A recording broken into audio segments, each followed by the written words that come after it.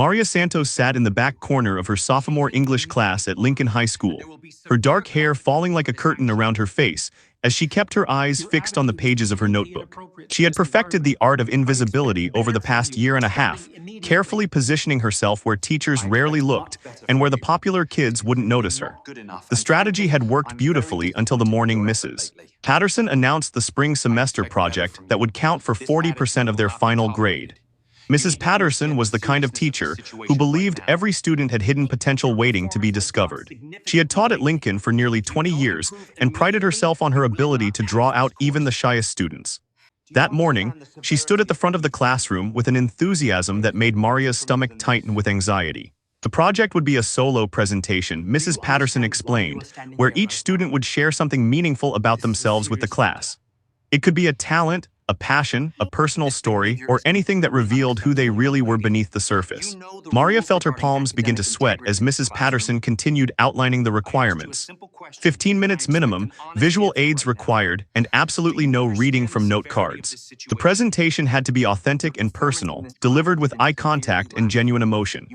Maria's mind raced through possible escape routes. She could fake sick on presentation day, or maybe convince her mother to let her transfer schools, or perhaps she could just fail the assignment and accept the consequences for her final grade. The other students around her seemed excited, or at least unconcerned about the project.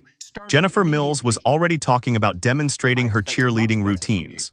Marcus Thompson planned to bring his guitar and perform some original songs. Even quiet Brian Chen seemed pleased, mentioning something about his collection of vintage comic books. Maria remained silent, hoping that somehow she could fade into the background and be forgotten. But Mrs. Patterson had other plans. As the bell rang and students began gathering their belongings, she called out to Maria to stay after class for a moment. Maria's heart sank as she watched her classmates file out, their voices and laughter fading down the hallway. She approached Mrs. Patterson's desk slowly, clutching her notebook against her chest like a shield. Mrs. Patterson smiled warmly and gestured for Maria to sit in the chair beside her desk. She had noticed, she said gently, that Maria seemed uncomfortable about the presentation. Maria nodded, unable to find words that would adequately express the depth of her dread. Mrs. Patterson continued, explaining that she had been watching Maria all semester and had noticed something special about her. The way Maria's hand moved across the page during free writing exercises, the thoughtful comments she occasionally wrote in her assignments, the creativity that seemed to pour out when she thought no one was paying attention. Maria felt exposed and vulnerable under Mrs. Patterson's kind scrutiny. She wanted to explain that being noticed was exactly what she had been trying to avoid, that there were reasons she preferred to remain invisible, that standing in front of the class and revealing anything personal felt like the worst possible torture. But Mrs. Patterson kept talking, her voice gentle but firm.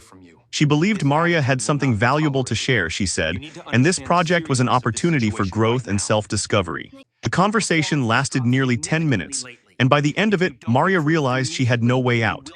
Mrs. Patterson wasn't going to let her slide by with a mediocre effort or accept a doctor's note on presentation day. She had made it clear that she expected Maria to participate fully and authentically. As Maria finally left the classroom and hurried toward her next class, she felt a mixture of anger and fear churning in her chest. How could Mrs.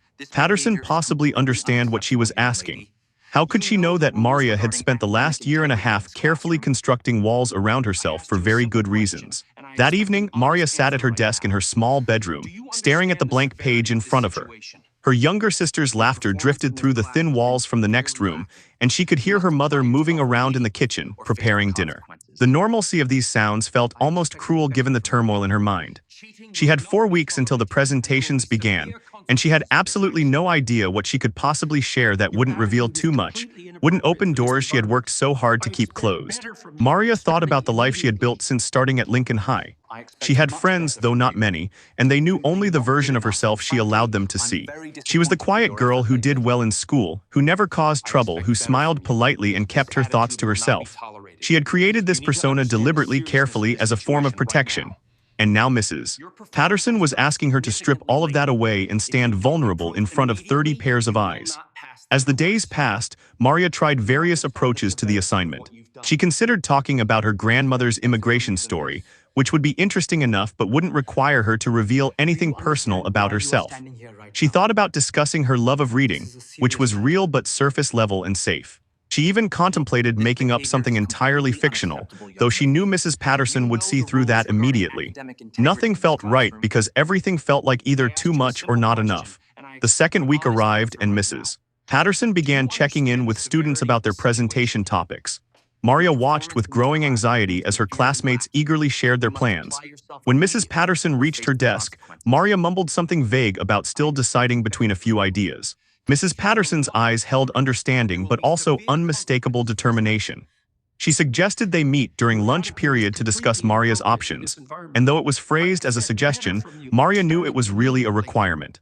During that lunch meeting, Maria sat across from Mrs. Patterson in the empty classroom, picking at the sandwich she had brought from home but couldn't bring herself to eat.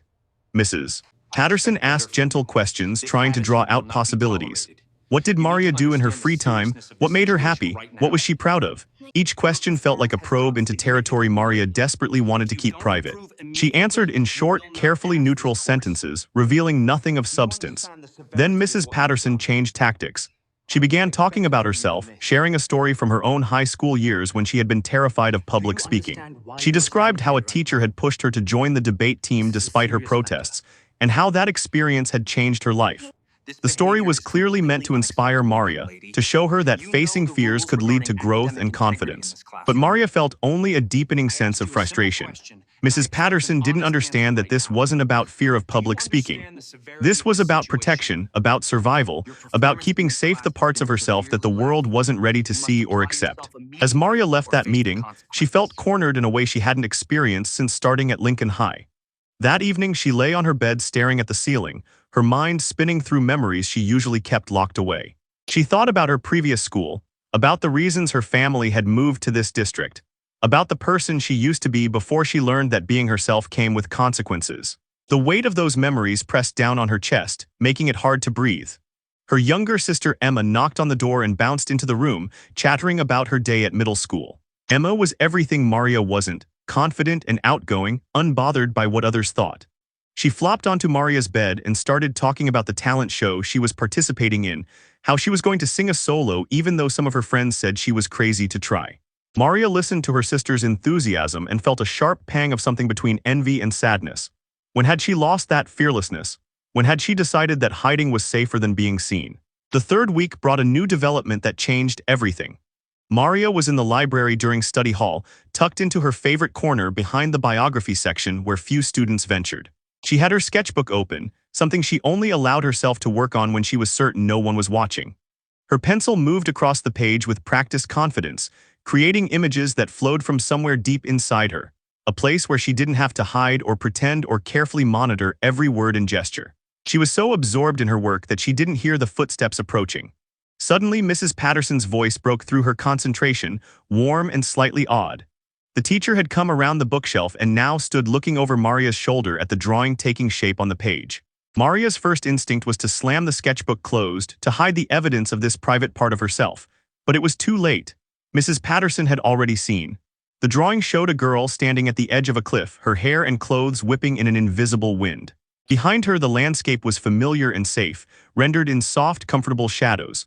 Before her, the sky opened up in an explosion of color and light, beautiful but terrifying in its vastness. The symbolism wasn't subtle, and Maria felt her cheeks burn with embarrassment at being so transparent, so readable. Mrs. Patterson asked quietly if she could sit down, and Maria nodded numbly, unable to find words. The teacher settled into the chair across from her and spoke in a voice so gentle it almost broke through Maria's defenses. She said she had suspected Maria had artistic talent based on the doodles she sometimes saw in the margins of assignments, but this was something extraordinary. She asked how long Maria had been drawing like this, whether she had ever taken formal lessons, whether she had ever shown her work to anyone.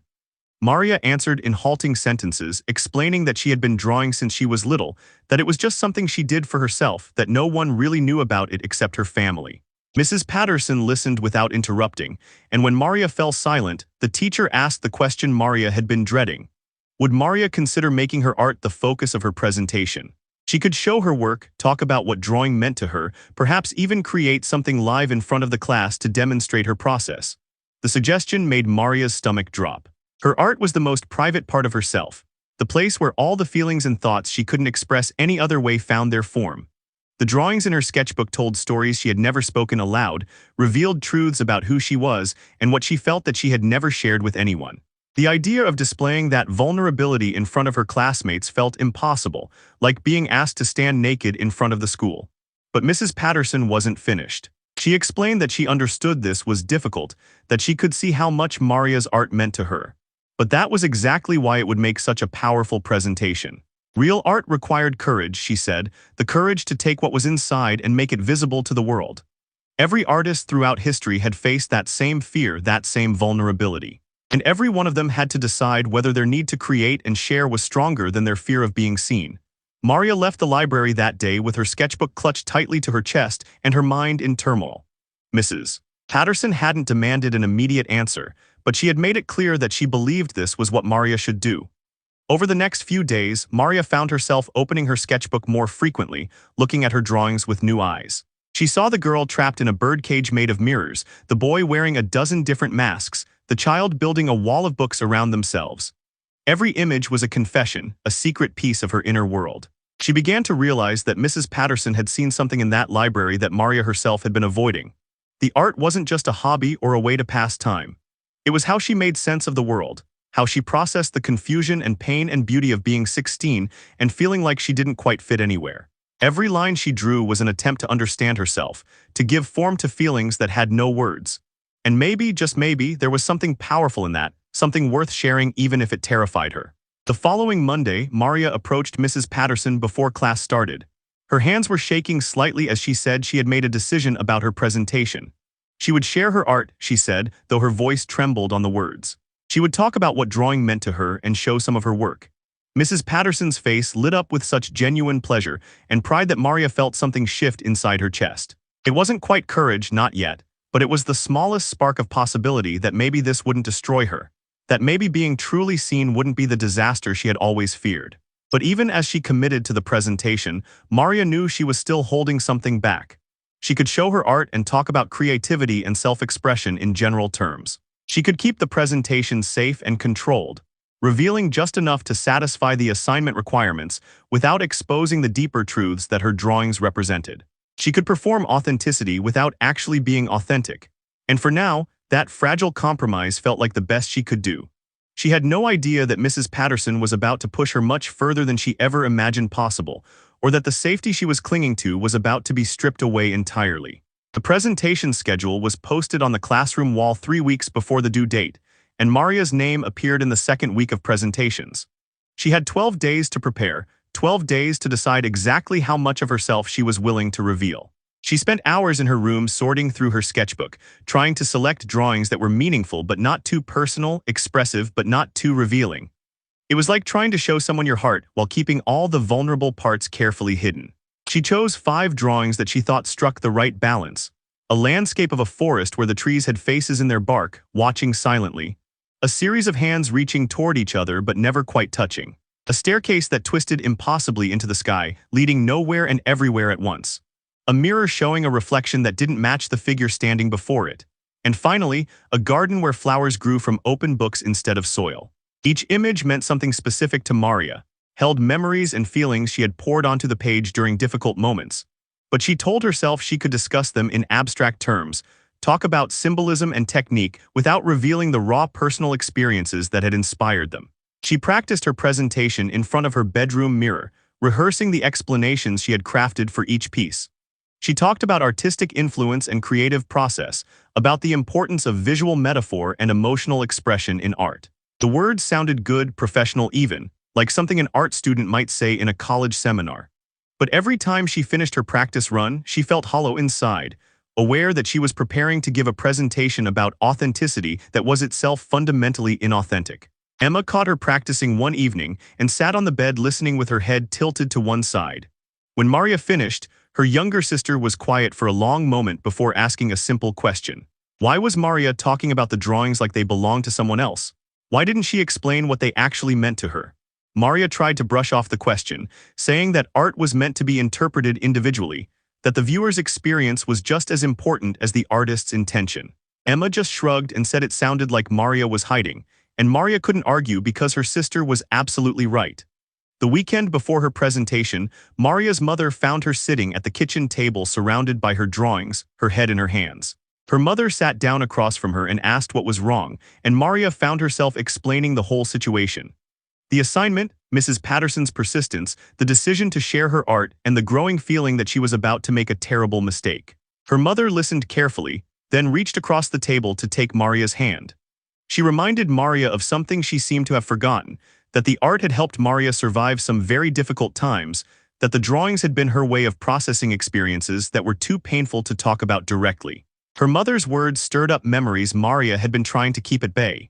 She remembered the journal entries from her previous school, the cruel comments, the isolation that had grown until she couldn't bear to go to class anymore. She remembered the decision to transfer to Lincoln High, the promise she had made to herself that she would be different, quieter, less noticeable. She had kept that promise for a year and a half, successfully hiding all the parts of herself that had made her a target before. And now Mrs. Patterson was asking her to bring those parts back into the light. Monday morning arrived with a gray sky that matched Maria's mood. She packed her drawings carefully in a portfolio folder, each one protected in a clear sleeve. She dressed in her usual inconspicuous clothes, jeans and a plain sweater, as if she could somehow minimize her presence even while standing at the front of the classroom. During first period, she could barely concentrate on the algebra lesson, her mind already in third period English class where her presentation would take place. When third period finally came, Maria walked to class feeling like she was moving through water, everything slow and surreal. She took her usual seat in the back corner and watched as two other students gave their presentations first. Marcus Thompson played 3 original songs on his guitar, and the class clapped enthusiastically. Sarah Kim demonstrated her skill at cake decorating, passing around samples of her work, and everyone praised her talent. Both presentations were good, polished, and safe. Neither student had revealed anything that made them vulnerable or exposed. Then Mrs. Patterson called Maria's name, and the moment she had been dreading arrived. Maria stood on shaking legs and walked to the front of the classroom, her portfolio clutched against her chest. She could feel 30 pairs of eyes on her, could hear the whispers of surprise from classmates who probably didn't even remember her name. The quiet girl from the back corner was finally going to speak, and everyone seemed curious about what she could possibly have to say. Maria set up her drawings on the board, using magnets to hold them in place. She had planned to arrange them in a specific order, building to a kind of visual narrative, but her hands were trembling so badly that she just put them up randomly. She turned to face the class and opened her mouth to begin the speech she had practiced dozens of times. But the words that came out were wooden and rehearsed, and she could see in Mrs. Patterson's face that the teacher knew she was holding back. She made it about 5 minutes into her presentation, talking about technique and symbolism and artistic expression, when Mrs. Patterson did something Maria had not anticipated. The teacher stood up from her desk and walked to the front of the room, positioning herself beside Maria. She apologized for interrupting but said she had a question. She pointed to the drawing of the mirror with the mismatched reflection and asked Maria to explain not what the image might mean in general, but what it meant to her specifically. Why had she drawn this particular image? What was she feeling when she created it? The question hung in the air like a challenge. Maria felt trapped between her prepared speech and the truth Mrs. Patterson was demanding. She looked at the drawing, really looked at it, and remembered the night she had created it. It was 6 months after transferring to Lincoln High, and she had gone to a school dance hoping to make friends, hoping to be social and normal. But standing there watching everyone else laugh and dance and belong, she had felt like a fraud. Like the person she was pretending to be and the person she actually was were two completely different people. She had come home and drawn this image in a fury of frustration and sadness. Maria's throat felt tight as she tried to decide how to answer. She could deflect, could give another abstract explanation about identity and self-perception. But something in Mrs. Patterson's eyes told her that wouldn't be acceptable, that the teacher was done accepting half-truths and careful evasions. This was the moment Mrs. Patterson had been engineering from the beginning, the point where Maria would either retreat into safety or step forward into genuine vulnerability. The classroom was completely silent, waiting. Maria could feel the weight of the decision pressing down on her. She thought about the past year and a half of hiding, of carefully controlling what people knew about her, of building walls to keep herself safe. She thought about Emma's question, about why she talked about her drawings like they belonged to someone else. She thought about her mother's reminder that the art had helped her survive. And she realized that Mrs. Patterson had been right all along.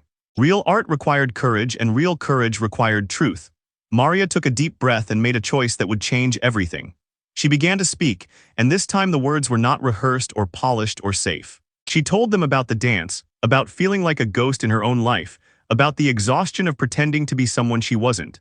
She saw surprise flicker across the faces of her classmates, saw them leaning forward with sudden interest. And once she started telling the truth, she found she couldn't stop. The words kept coming, spilling out like water from a broken dam, and Maria realized with a mixture of terror and relief that she was finally genuinely being seen. She was finally genuinely being seen. The confession about the mirror drawing opened something inside Maria that she had kept locked for so long. She moved to the next drawing, the one with hands reaching toward each other but never quite touching, and found herself explaining how it represented her first months at Lincoln High. She had wanted to connect with people, wanted to make real friends, but she was so afraid of being hurt again that she kept everyone at a careful distance. Every conversation felt like those hands, almost connecting but never quite making contact, never risking the vulnerability of actual touch. Her classmates were completely silent now, but it was a different kind of silence than before. They weren't just waiting politely for her to finish so they could move on with their day. They were actually listening, actually engaged with what she was saying. Maria could see it in their faces, the way Jennifer Mills had stopped twirling her hair and was leaning forward on her desk, the way Brian Chen had put down his pencil and was watching her with something like recognition in his eyes. Mrs. Patterson had stepped back to her desk but remained standing, her expression encouraging Maria to continue. Maria turned to the drawing of the forest with faces in the bark, and her voice grew quieter as she explained this one. She had drawn it after a particularly difficult day when she had walked past a group of girls in the hallway and heard them laughing. She hadn't known if they were laughing at her or about something else entirely, but the paranoia had crept in, the feeling that everyone was watching and judging even when they probably weren't paying attention to her at all. The trees with their watching faces represented that constant sense of being observed, of never being able to escape the eyes of others even in moments that should have been private. Then Mrs. Patterson asked another question, gentle but direct. She wanted to know why Maria felt so watched, so judged.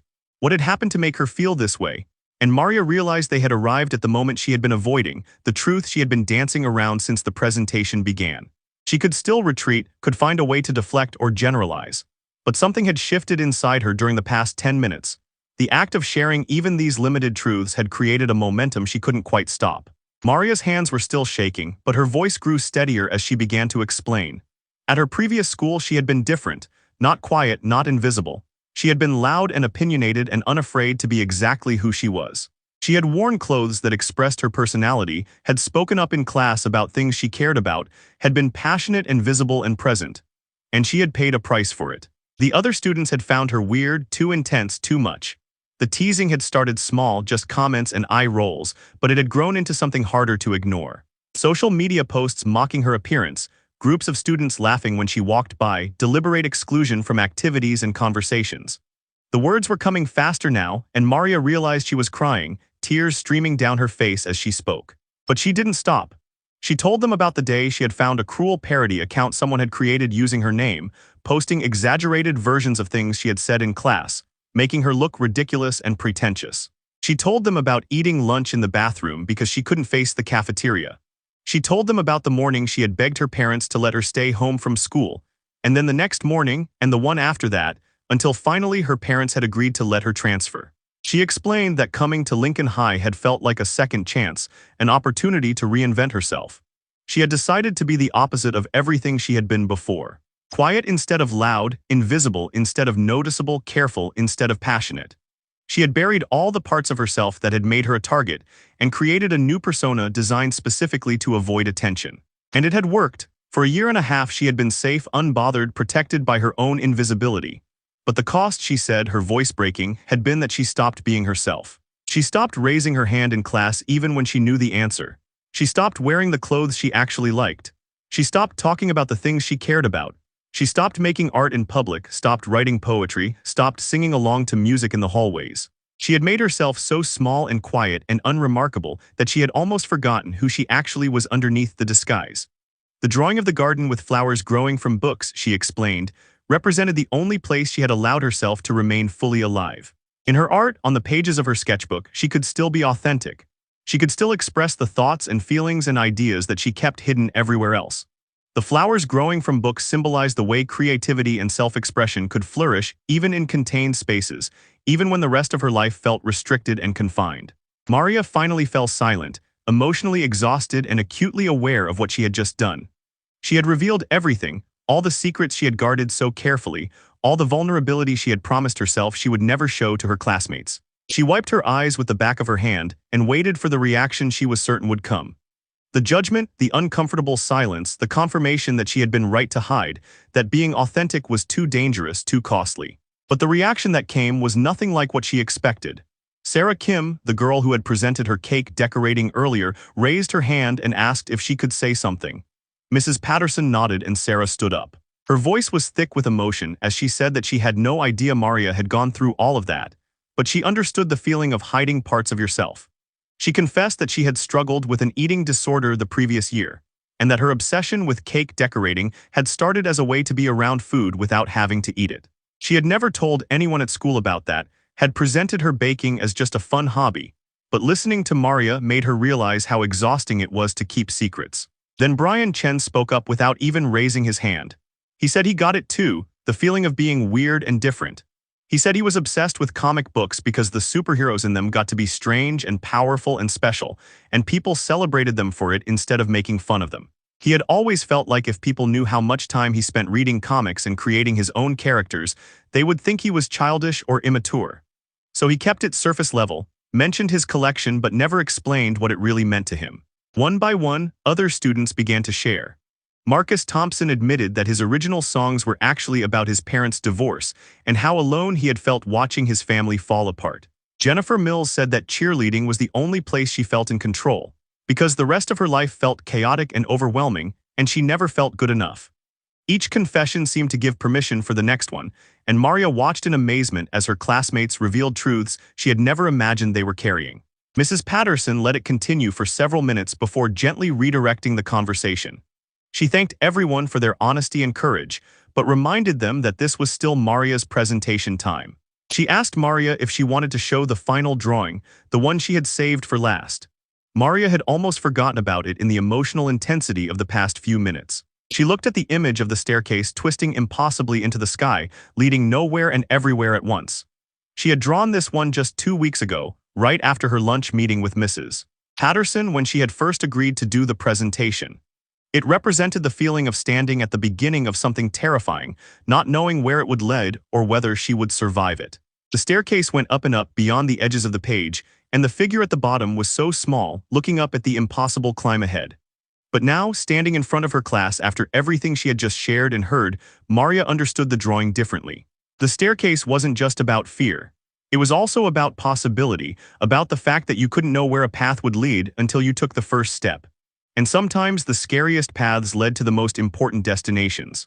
She explained this to her classmates, her voice still shaky but growing stronger, and she saw understanding and recognition in their faces.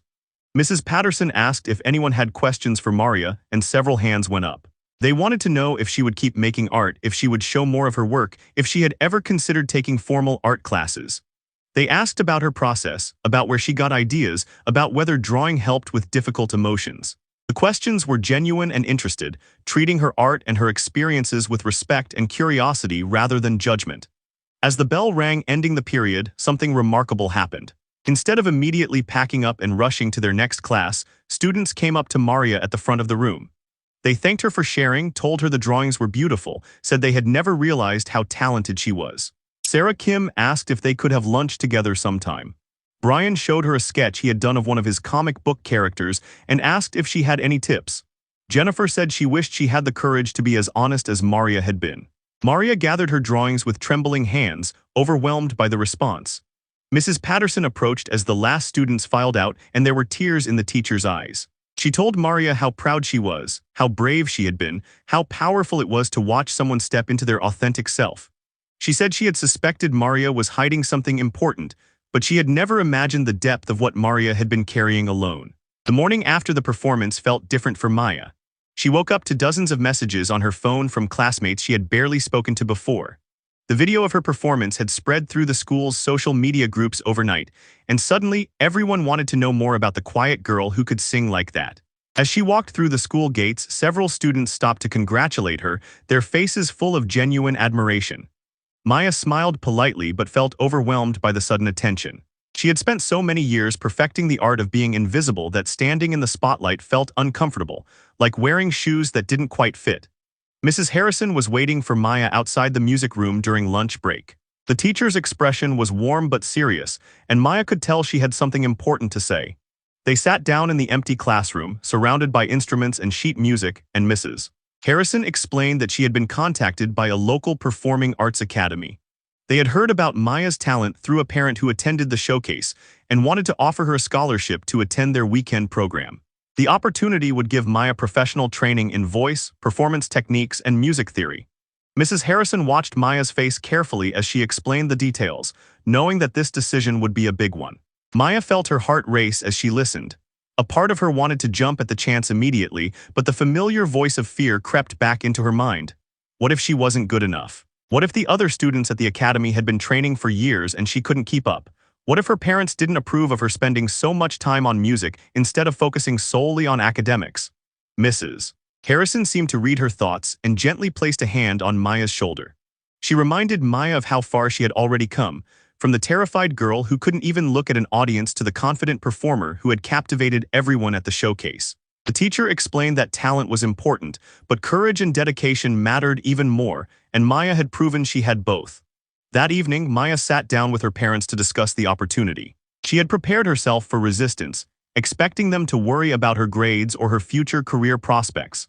But as she explained the scholarship and what it would mean to her, she saw something shift in their expressions. Her mother reached across the table and took her hand, admitting that she had been watching the video of Maya's performance over and over again. She said she had never realized how much music meant to Maya because her daughter had hidden it so well. Her father, usually the more practical one, surprised Maya by saying he had always regretted not pursuing his own passion for painting when he was younger. He didn't want Maya to carry the same regret into her adult life. They gave their blessing, with the condition that Maya maintain her academic performance and prove she could balance both commitments. The following weeks brought a whirlwind of changes to Maya's life. She started attending the academy every Saturday, where she met other young musicians who shared her passion. At first, she felt intimidated by their confidence and experience, but she quickly discovered that everyone there had their own insecurities and challenges. Her classmates came from different backgrounds and had different strengths, and Maya's natural emotional depth in her singing set her apart. Her instructor, a former professional opera singer, recognized something special in Maya's voice and worked with her to develop proper technique while preserving the authentic quality that made her performances so moving. Back at school, Maya's relationship with her classmates evolved in unexpected ways. The same students who had once overlooked her now sought her out for conversation. Some asked about her music training, others wanted advice about overcoming their own fears, and a few even became genuine friends. Maya learned to navigate these new social dynamics, finding a balance between staying true to her introverted nature and opening up to meaningful connections. She no longer felt the need to make herself invisible, but she also didn't feel pressured to be someone she wasn't. She discovered that being seen and being authentic could coexist. Mrs. Harrison continued to mentor Maya throughout this transformation. They met regularly to discuss not just music but life in general. The teacher shared her own story of overcoming stage fright early in her career and the moments when she had doubted her abilities. These conversations helped Maya understand that fear and self-doubt never completely disappear, but they become more manageable with experience and support. Mrs. Harrison also made sure Maya understood that success in music, or in anything else, wasn't just about talent or recognition. It was about finding joy in the process, connecting with others through shared passion, and using your gifts to make a positive impact. 6 months after the showcase, Maya performed at a regional youth music competition. Standing backstage, she felt the familiar flutter of nerves in her stomach, but this time they didn't paralyze her. She thought about how far she had traveled from that classroom where Mrs. Harrison had first called on her to sing. She thought about her parents sitting in the audience, proud and supportive. She thought about the friends she had made at the academy and the students at school who had sent her encouraging messages. Most importantly, she thought about herself and the person she was becoming, someone who could acknowledge her fears but choose courage anyway. When Maya walked onto the stage that day, she carried with her all the lessons she had learned. She sang not because she had to or because someone was forcing her, but because music had become an essential part of who she was. The audience responded with enthusiasm, but whether she won or lost, the competition mattered less than the victory she had already achieved over her own limitations. Maya had learned that the most important performance was the daily choice to show up as her authentic self, to honor her gifts, and to let her voice be heard in a world that had once seemed too loud and overwhelming. Her journey had taught her that sometimes the greatest transformations begin with a single moment of forced vulnerability, but they continue through countless small acts of courage that follow. 2/2. 2/2. Like, share, and subscribe, don't miss it.